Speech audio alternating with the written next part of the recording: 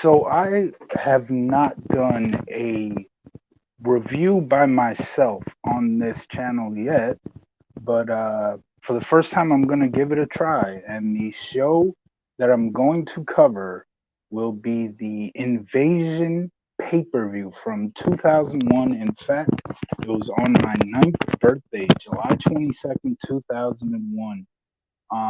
Me and Christian have covered the Invasion angle ourselves. We've given our thoughts on the show. I'm not the show, the angle. I mean, we've given our thoughts on that storyline and everything. We did that in a video together. Christian did a review by himself on the show.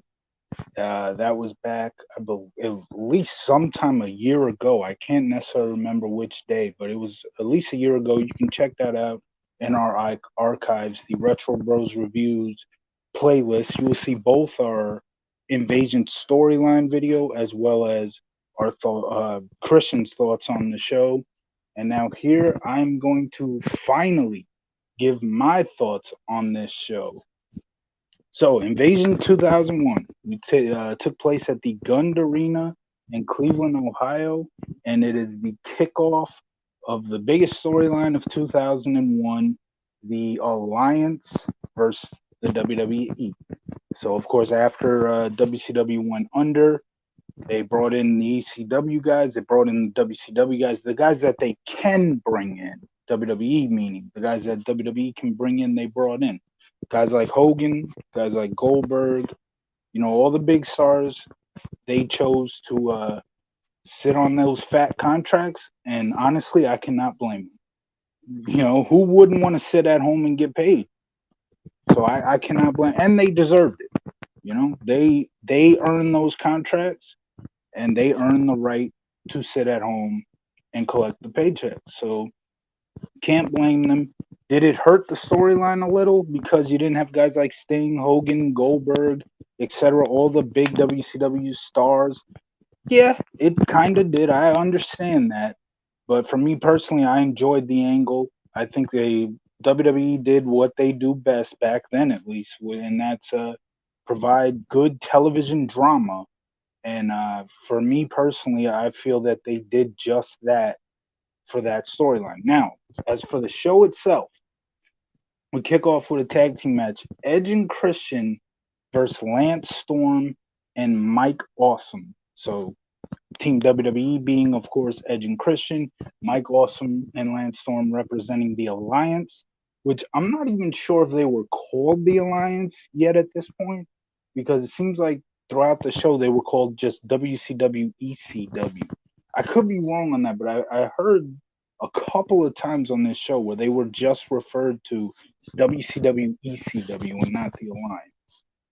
But I could be wrong on that. I don't know. There was a spot in this match where Lance Storm does a dive onto the outside and nearly messes up his shoulder. He nearly lands right on his shoulder. He was lucky he didn't. And then, literally, the very next move in the match, Christian himself tries to jump over the top rope, and he ends up tripping and almost had a horrible fall himself. So, disaster avoided in back to back moves, essentially. Um, the match itself was pretty good. It was a good way to kick off the show. I mean, Edge and Christian was the most entertaining tag team in the damn business at this time, so you can't go wrong with having them open the show. Um, at the ending of the match, Awesome went for an awesome bomb on Edge, and Christian actually got Edge out of that by spearing Awesome. Edge falls on Mike Awesome, gets the pin. Personal star rating, I would give that 3.5. I don't really talk about my star ratings that much because I don't really do on our normal reviews. I don't really give my star ratings. Um, and yeah, this is taken from Dave Meltzer, but I do it a little bit differently than he does. First of all, some of the matches that I give big star ratings to, he would never do. We have different opinions there.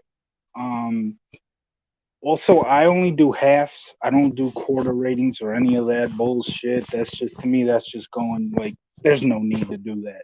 And also, 5 stars is as high as I go. I'm not doing no 6. no 7. In my opinion, Dave Meltzer screwed up his own star rating by going above 5 stars. But just to give you a little expectations of what you're gonna get from my ratings here. Next, we have Mr. McMahon and William Regal backstage. McMahon, of course, excited about the victory that Team WWE just picked up there, Edge and Christian, of course. And Regal lets Mr. McMahon know that Stone Cold Steve Austin and Deborah have arrived, and Regal wants to know if Mr. McMahon wants Regal to go get Austin and Deborah, to which McMahon says, with everything that Deborah went through getting kidnapped at the end of SmackDown last week, might be a good idea to just let them be. And this is one thing I like about this show. A lot of segments building up to the main event, a lot of very interesting segments all throughout the night. In my opinion, they needed that because you take all the main event guys and shove them into the one match. Essentially, what they did here with this big brawl, whatever you call it, the inaugural brawl, right? So you put all the main event guys essentially in one match. A lot of filler on the mid card for this show. So yeah, I think you make up for the filler by putting in a lot of segments. I like that about this show. Next, we have Nick Patrick versus Earl Hebner, and I remember very well that Christian himself bashed this match in his review, and don't expect the same thing from me. Uh, this match made sense. First of all, it made sense to the storyline. WWE versus WCW, so you got a WWE referee versus a WCW referee. Everybody's in this war. I like that concept. Um, Nick Patrick was a phenomenal heel in WCW and even here early on in the invasion angle. He, in my opinion, made this match. The crowd wanted to see Nick Patrick get his ass beat, and they were cheering for Nick Patrick from start to finish. This was a short match. It didn't have to be a freaking 30-minute mat classic. It was never going to be that. But the crowd was into it. Um, there was actually a spot in the match where so they had all the referees, the WWE referees, the WCW, ECW guys were well actually just the WCW. I don't think they had ECW referees. It was just WCW referees and WWE referees on the outside. And at one point, the referees got into a brawl, and the crowd popped loud for it. They wanted to see that. Foley then kicks the WCW referees out, and a few minutes later, Earl Hebner wins the match with a tackle. Crowd pops for Hebner's win. And then after the match, of course, Nick Patrick, angry with Mick Foley, um, and of course, for kicking out the WCW referees. And of course, Mick Foley just says, well, the hell with you, beats down Patrick and gives him Mr. Sacco. Another crowd pop. Again, Nick Patrick was over as a heel here, and he made the match, in my opinion. Now, I mentioned Foley was a referee. Now, he comes out at the beginning of the match with a referee jacket on. And they mentioned that on Sunday Night he had made a surprise appearance and announced that he was going to referee this match, and only on one condition. And we will find out what that condition is a little later in the show. As for my rating for this, I give it 3 stars.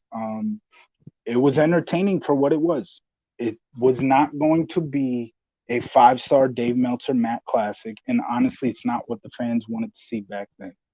And I am of this fan base. This, uh, well, at this time, this would be post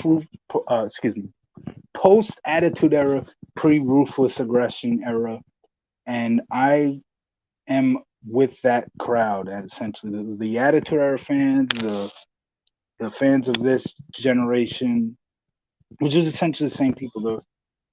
Even the Ruthless Aggression era fans, you still saw that early in the Ruthless Aggression, and that's where I became a fan. Thanksgiving 2002 was the night I became a pro wrestling fan, and I look for entertainment from day one. I have been a fan for entertainment, good storylines, television drama type storylines, and good characters, and WWE back in this day had that.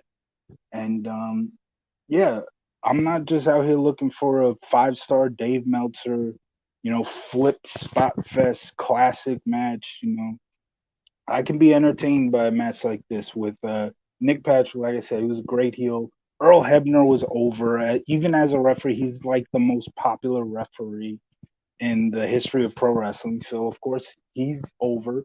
Nick Patrick's over as a heel. This match worked in my opinion, and it's because of that. Because of Patrick's work as a heel, and because you got the most popular referee in the history of the business going up against him. You get a flashback to the SmackDown, the go home SmackDown to this show. It was mentioned earlier with the Regal and Mr. McMahon segment, where DDP abducts Deborah. There's a brawl at the end of SmackDown in the parking lot, and the brawl ends with DDP abducting Sarah, throwing her in the trunk of the car. And then we see Deborah with Sarah in a moments ago segment where Sarah's getting coffee. Actually, they're both getting coffee, and I think Deborah burns herself trying to get coffee. And Sarah's like, "Are you okay?" And she's like, "No, I'm not okay. I'm still mad that DDP abducted me last week, and I want to get my hands on DDP." To which Sarah, of course, this was in the middle of the abduction angle, which I feel one of the more underrated angles at this time, where DDP abducted Sarah. So Sarah says, "Hey, I want to get my hands on him too." But guess what? When Mark, as she put it, referring to the Undertaker, gets his hands on DDP, there's going to be nothing left. And that, of course, referring to the main event, which DDP and Undertaker are both in. And now we go to a champions versus champions tag match, APA versus Chuck Palumbo and Sean O'Haire. I think Chuck Palumbo and Sean O'Haire were a pretty good tag team for WCW at the end. Um, the Natural Born Thrillers group, I think, was a very underrated piece of WCW in their final year. And APA, great tag team in WWE at this time.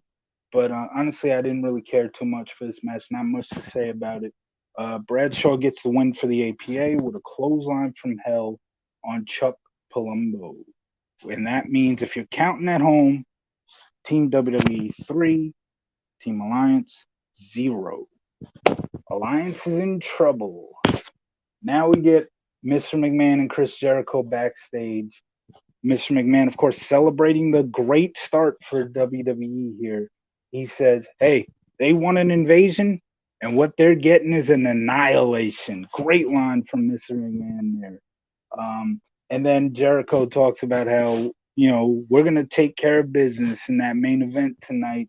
And WCW, ECW, as Mr. McMahon jumps in or actually, Mr. McMahon says this, and Jericho jumps in saying that tonight WCW and ECW will never, ever be the same again.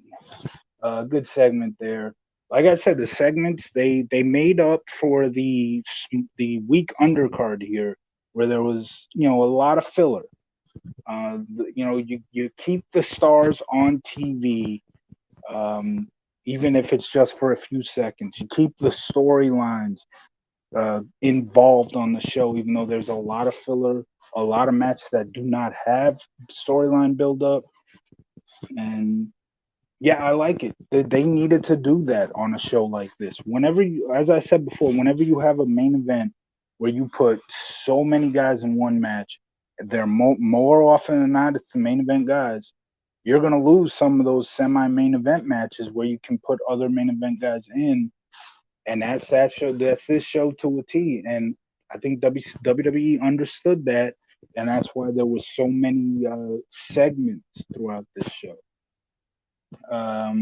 Next up, another segment: Stephanie McMahon, Shane McMahon, Billy Kidman, and Paul Heyman backstage. Of course, this is literally right after the Jericho segment, and it's so this starts off with Stephanie just angered looking at the TV, going, "I hate Jericho.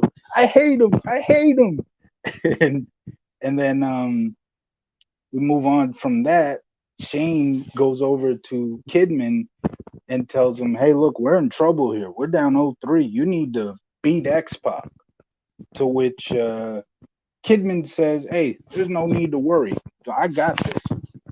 And then Paul Heyman, who was one of the stars of these segments, whenever you saw him, he was into this storyline. We all know that Paul Heyman knows how to give a good speech, and he did that a couple of times during this show. Heyman is all pissed off after Kidman says, "Don't worry, we're good. I got this." He says, "Heyman, do you not? I mean, Kidman, do you not realize we're losing? We're losing. You need to step up and get the job done."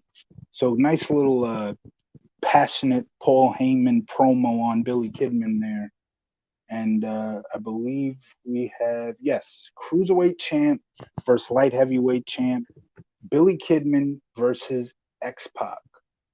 A bit of an unfortunate start to this match where JR is kind of, he essentially references what everybody likes to call X Pac heat. He says, normally in a match like this, X Pac will get booed out of the building, but this is all about Team WWE. We're in a WWE pay per view, so there are WWE fans here, and they are cheering X Pac. Literally right after JR says this, and look, you can't blame JR. It's not JR's fault. He's got to put over the storyline, and that's what he did there. But literally right after JR says this, the bell rings, and the fans immediately go, X Pac sucks. X Pac sucks.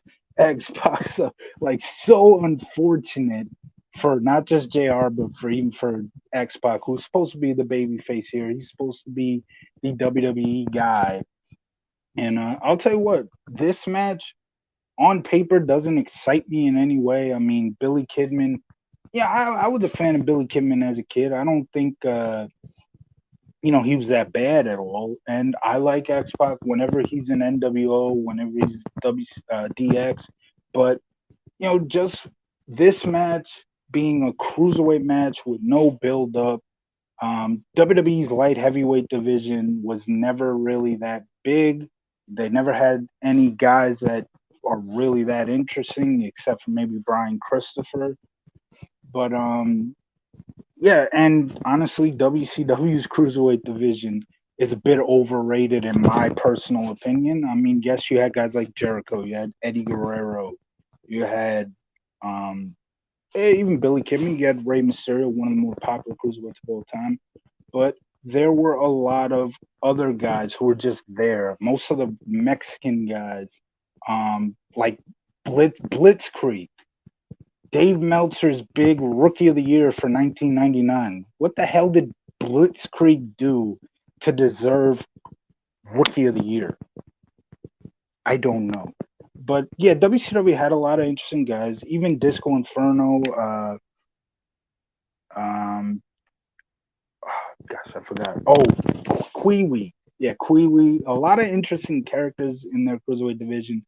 But, so many internet fans just make it out to be like the cruiserweight division was what made WCW great. And I personally disagree with that. I think the stars, all the old guys, the Hogans, the Savages, all those guys, just because you're old doesn't mean you can't perform, doesn't mean you lose your charisma. It's weird, but yeah, that's the way I feel about it. But I'll tell you what, even though this is a match that honestly doesn't excite me when I look at it on this card, they had a pretty decent match. They had the crowd into it. X Pac won the match with the Shooting Star Press. I personally give this 3 stars out of 5. And again, like I said, just an unfortunate moment at the very beginning where JR kind of puts over, this is Team WWE and we all love X Pac now, and then he literally gets booed like a second later. Unfortunate way to start the match, but the match itself was pretty good.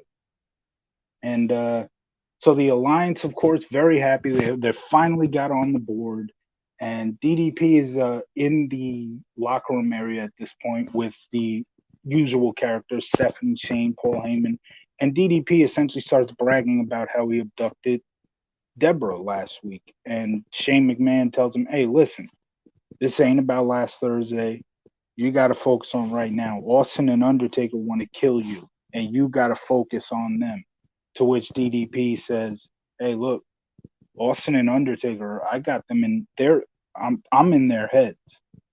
So a bit of a really good segment right there. I like that DDP letting everybody know, hey, Austin and Undertaker are up here, man, or I'm up here when it comes to Austin and Undertaker. I'm in their heads.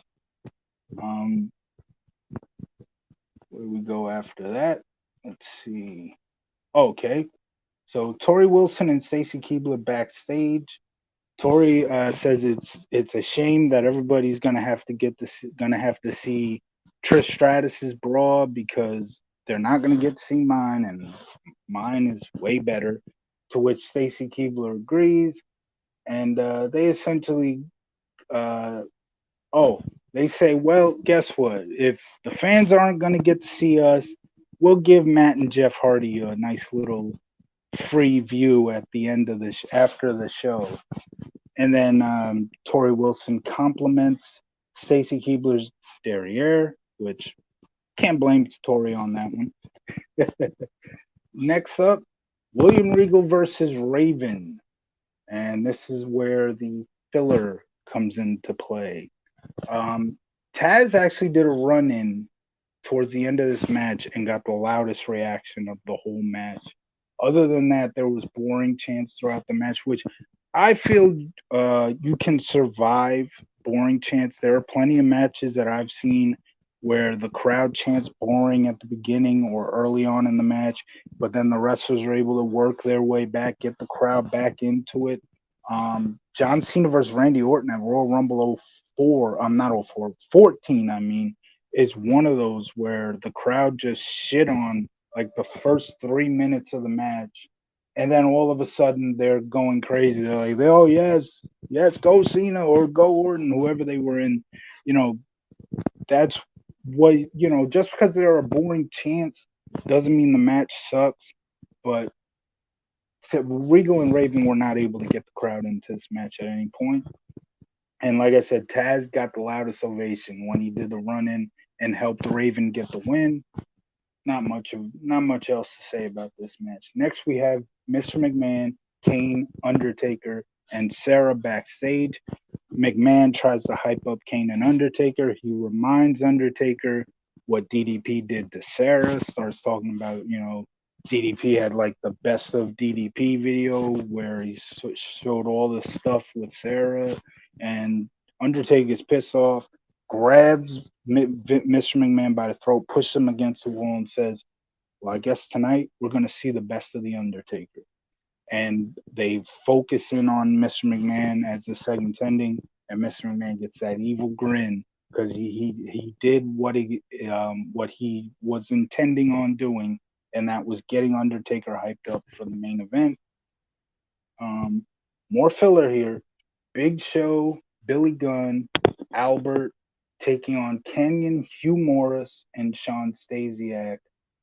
Um, Not much to say about this match. Like I said, it's filler.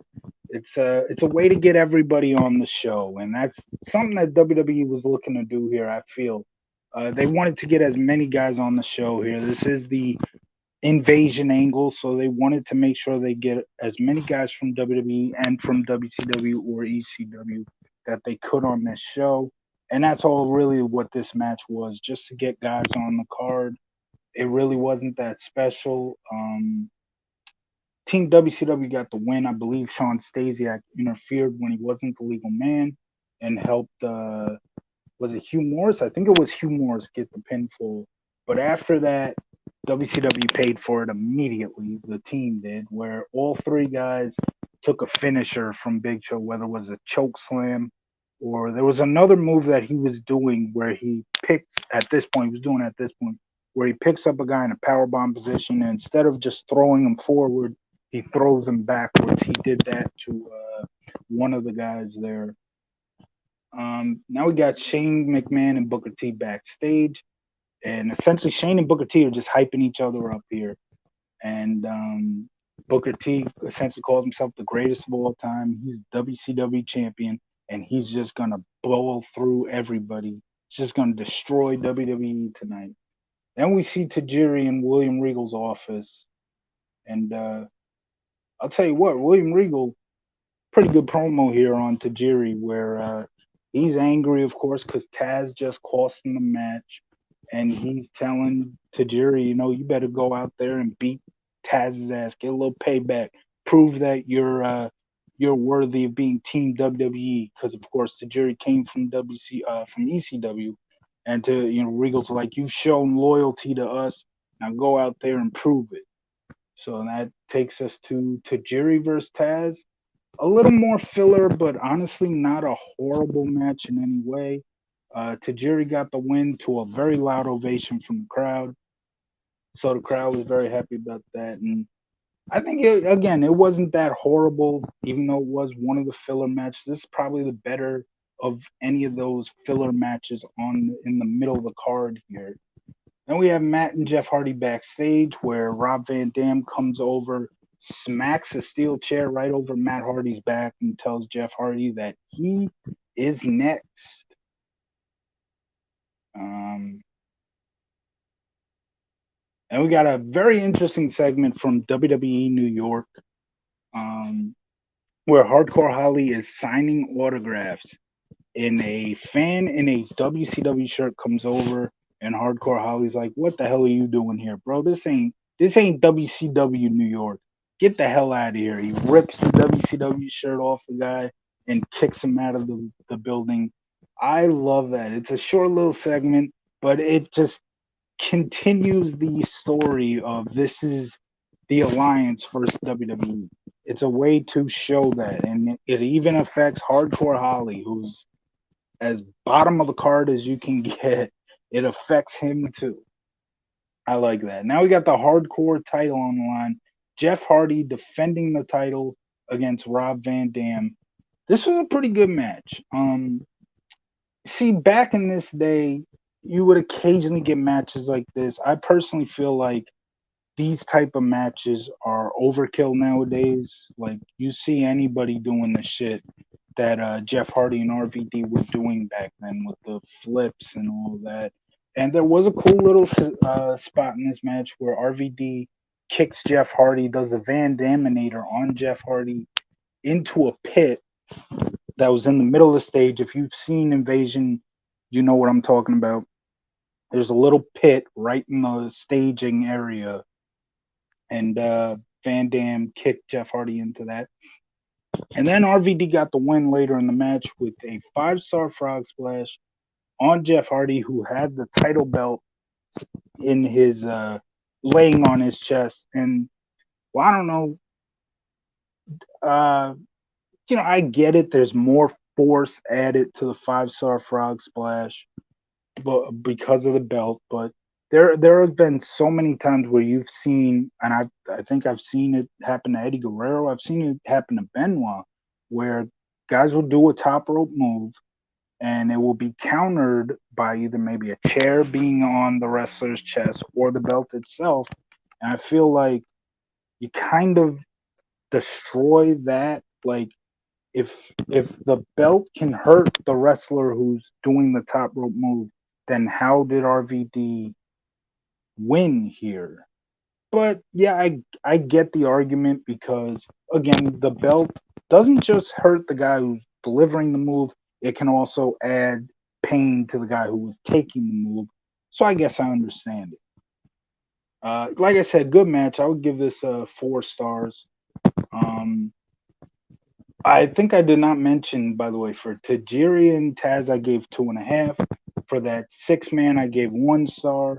For Taz and Regal, I gave 1 star. So get caught up there. I just remembered I did not give my star ratings on those. Now we got Mr. McMahon and Kurt Angle backstage. McMahon tells Angle he needs to be a leader. He needs to do this, go out and win for his company, win for his country. And Kurt Angle says something that if this show was taking place maybe August, September, oh, just 2 months later, Kurt Angle would not have said this, or else he would have been the biggest damn heel in the company, maybe even in the world. After Mr. McMahon says, "Do it for your country," Kurt Angle says, "The hell with this country," and he doesn't mean it in a heel way. He just means it in, "Hey, I'm not focused on the country right now.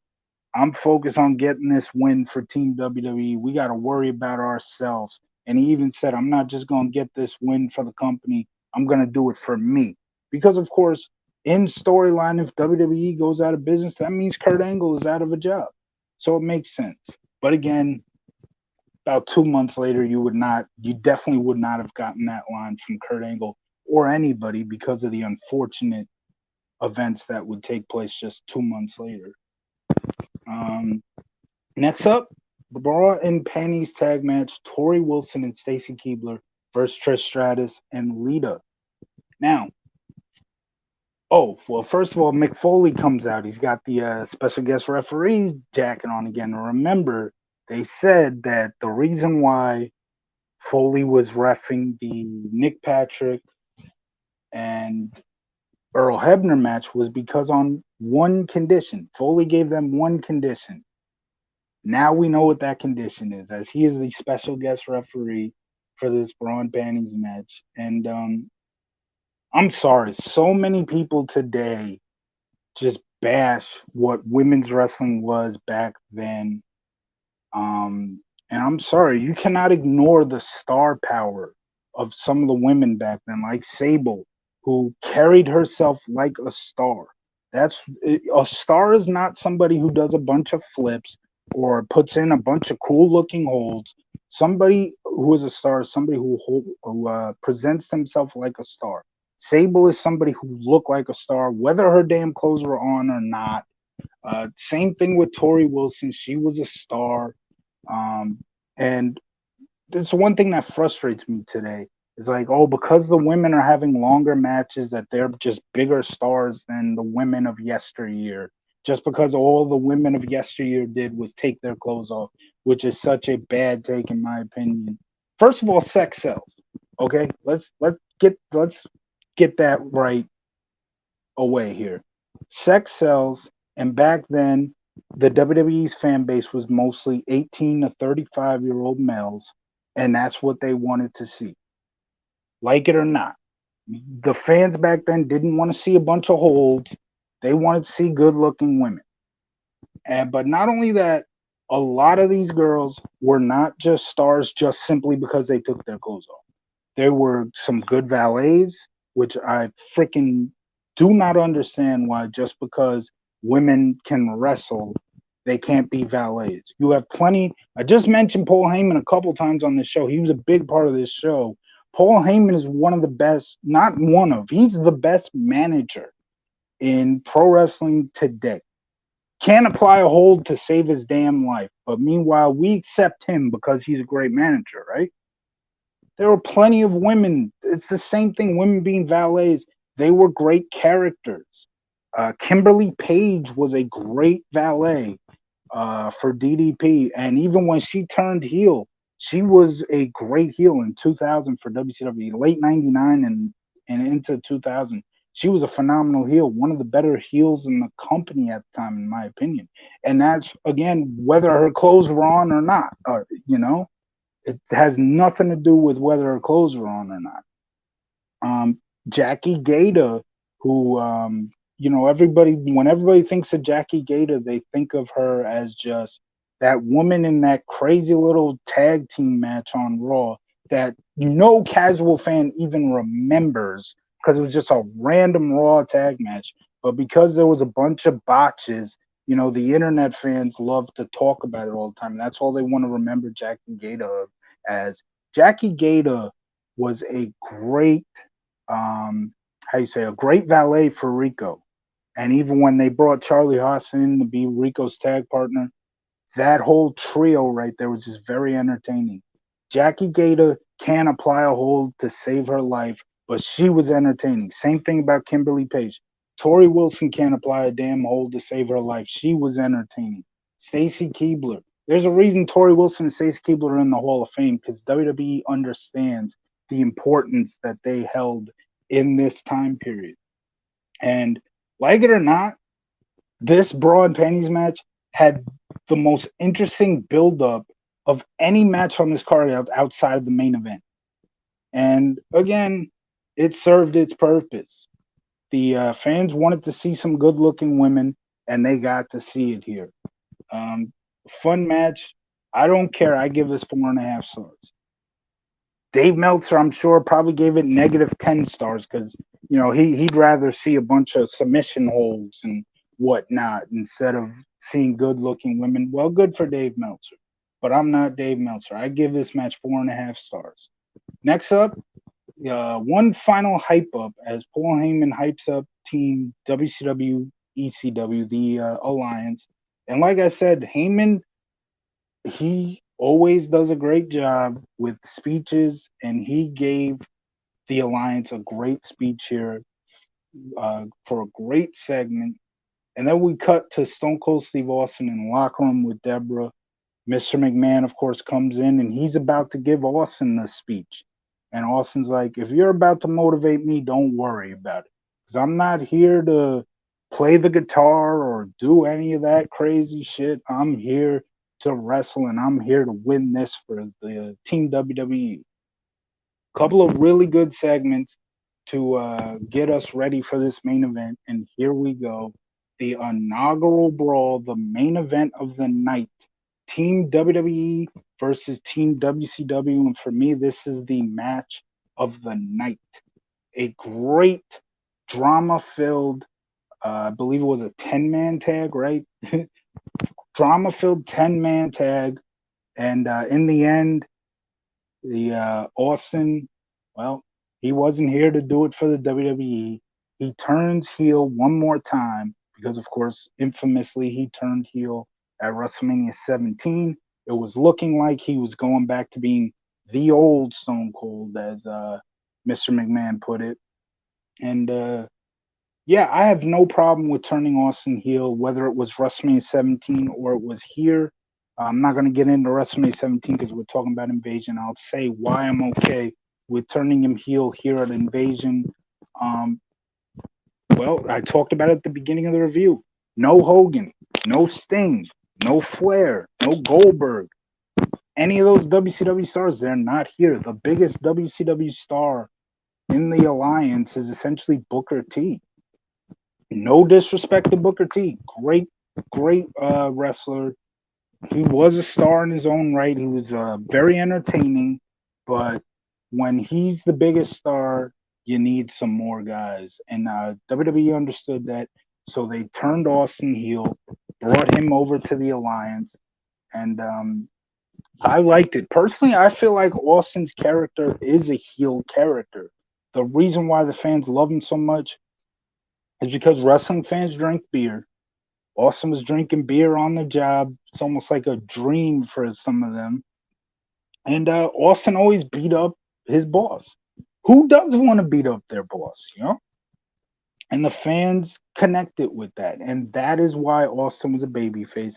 And that is why when they turned him heel, the fans did not want to see it. But in my opinion, personally, I think they did a lot of good stuff with Austin as heel.